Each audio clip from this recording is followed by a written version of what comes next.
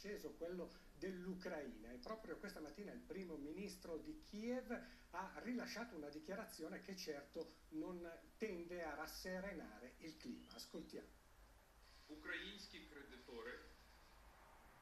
I creditori dell'Ucraina hanno preso la decisione di ristrutturare un debito pari a 3 miliardi di dollari ed accettato le decisioni conseguenti.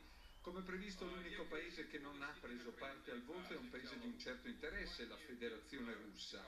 Il 29 ottobre offriremo alla Russia un'ulteriore opportunità, dovranno dirci se credono di poter ricevere le medesime condizioni che abbiamo offerto a tutti gli altri creditori oppure se pensano di essere unici.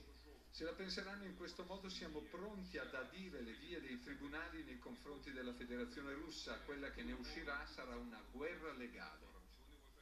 Dottor Trani, una dichiarazione che certo non lascia luogo a distensione.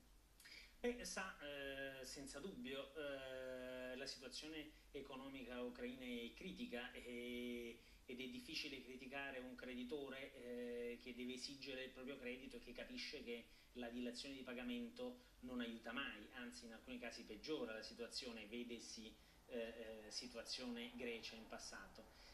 La mia domanda più che altro è contraria, cioè come mai l'Unione Europea e i paesi europei sono andati invece ad essere così rigidi con un paese membro dell'Unione Europea come la Grecia, mentre invece con l'Ucraina così flessibili, nonostante le situazioni fossero completamente diverse dal punto di vista del rischio del credito e nonostante l'Ucraina fosse tutt'oggi un paese comunque in guerra e con notevoli problematiche.